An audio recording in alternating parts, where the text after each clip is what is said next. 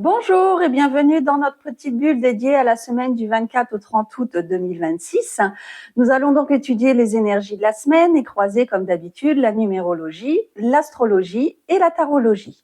En semaine calendaire, nous sommes en semaine 35, mais en numérologie, nous sommes en semaine universelle 36 qui se réduit au 9.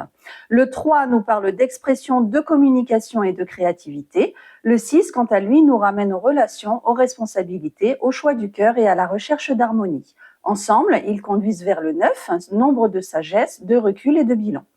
Le 9 nous invite à prendre de la hauteur sur ce que nous avons vécu. Il permet de mieux comprendre certaines expériences, d'en tirer les enseignements et de distinguer ce qui mérite encore notre énergie de ce qui ne correspond plus réellement à notre évolution. Mais attention, le 9 peut également nous rendre plus nostalgiques, plus émotionnels ou nous maintenir dans certaines situations par attachement au passé. Cette semaine, il sera donc important de ne pas confondre fidélité à ce que nous avons vécu et incapacité à évoluer. La vibration du 36 apporte également une dimension relationnelle intéressante.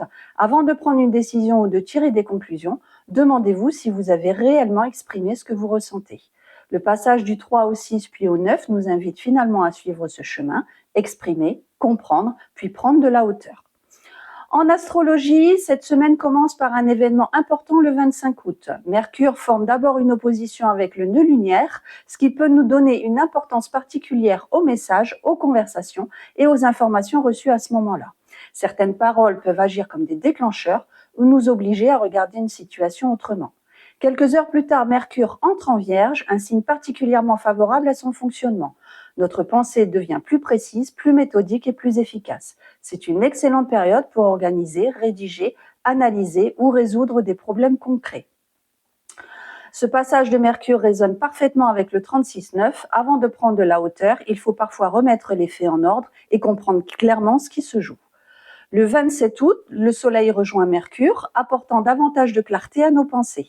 Les idées peuvent s'aligner plus facilement avec ce que nous sommes et avec ce que nous souhaitons réellement exprimer. C'est une excellente journée pour une mise au point, une décision réfléchie ou une communication importante.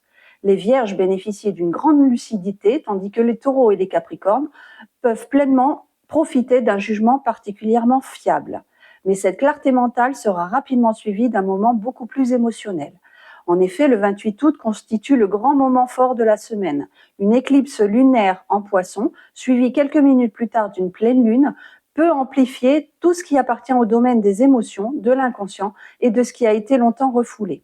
Si l'éclipse solaire du 12 août nous invitait davantage à nous affirmer et à prendre notre place, cette éclipse lunaire nous parle de lâcher prise, de pardon et de libération émotionnelle. Quelque chose peut atteindre un point de bascule. Une émotion ancienne, une fatigue accumulée, un rêve oublié ou une situation que nous avons longtemps essayé de contrôler. L'axe Vierge-Poisson est particulièrement intéressant. D'un côté, le besoin d'organiser, d'analyser et de maîtriser. De l'autre, l'invitation à accepter tout ce qui ne peut pas être contrôlé. Les Poissons sont naturellement au premier plan de cette éclipse. Les Vierges sont également fortement concernés avec un besoin de trouver un meilleur équilibre entre contrôle et lâcher prise. Pour les Gémeaux et les Sagittaires, attention à la confusion et au trop-plein, mieux vaut laisser retomber les émotions avant d'agir. Les Cancers et les Scorpions, en revanche, peuvent trouver dans cette énergie d'eau une formidable capacité à transformer une émotion profonde en compréhension et en sagesse intérieure. Le conseil de cette éclipse est simple, ne cherchez pas immédiatement à tout expliquer ou à tout décider, accueillez d'abord ce qui remonte. Toujours le 28 août, Mercure entre en tension avec Uranus. Cela peut provoquer des nouvelles inattendues, des changements de programme, des éclairs d'intuition ou aussi une certaine nervosité mentale. Cette configuration peut faire émerger une excellente idée, à condition de ne pas vouloir suivre toutes les idées en même temps. Les Vierges devront surveiller à ne pas saturer face à trop d'informations contradictoires, tandis que les Gémeaux pourront voir certains de leurs plans modifiés au dernier moment. Le mot d'ordre sera donc souplesse. Le 29 août, le Soleil entre lui aussi en tension avec Uranus. Après l'intensité émotionnelle de l'éclipse, cette configuration peut renforcer le besoin de changement et de liberté. Des imprévus peuvent bousculer une organisation pourtant soigneusement préparée. Les Vierges pourraient voir leurs besoins d'ordre quelque peu perturbés. Les Gémeaux et les Sagittaires peuvent ressentir une tension entre routine et envie de nouveauté. Cette fois encore, inutile de vouloir tout contrôler. Parfois, l'imprévu nous oblige simplement à envisager une autre solution. En tarologie, la vibration du 36-9 nous conduit vers l'arcane 9, l'ermite. L'ermite est l'arcane du recul, de la réflexion, de la sagesse acquise avec l'expérience. Il ne nous demande pas nécessairement de nous isoler du monde, mais plutôt de prendre suffisamment de distance pour entendre notre propre voix. Cette semaine, son message résonne particulièrement avec l'éclipse lunaire en Poisson. Entre la précision mentale apportée par Mercure en Vierge et le flot émotionnel de la Lune en Poisson, l'ermite nous invite à trouver un espace intérieur où nous pouvons observer sans réagir immédiatement. Son point de vigilance est toutefois l'isolement, la rumination ou la tendance à rester enfermé dans ses propres pensées. Prendre du recul ne signifie pas fuir. L'ermite nous invite à chercher la compréhension, mais aussi à accepter que certaines réponses apparaissent progressivement. Et c'est là que le parallèle entre les trois disciplines devient particulièrement intéressant.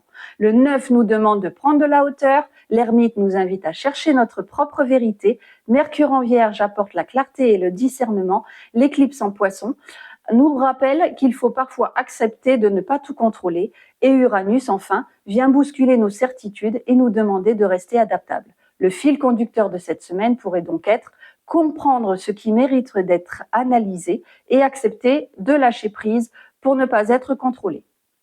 Votre mission de la semaine.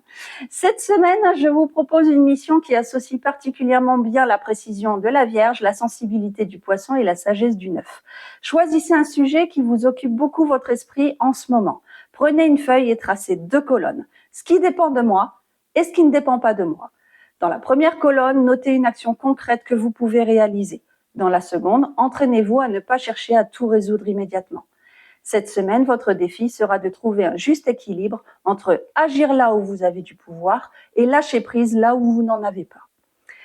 Si cette vidéo vous a plu, pensez à vous abonner, liker, commenter ou partager et activer les notifications pour recevoir les nouvelles vidéos dès qu'elles paraissent. Si vous souhaitez une guidance personnalisée, je vous invite à visionner ma vidéo qui s'appelle Cartomancie, les tarots et oracles de mes guidances pour vous aider à choisir éventuellement l'oracle ou le tarot que vous souhaitez pour vos guidances personnalisées. Envoyez-moi un email à cette adresse et surtout, n'oubliez pas, comprendre les énergies est une première étape. Les vivre, c'est ce qui transforme réellement notre quotidien. À bientôt!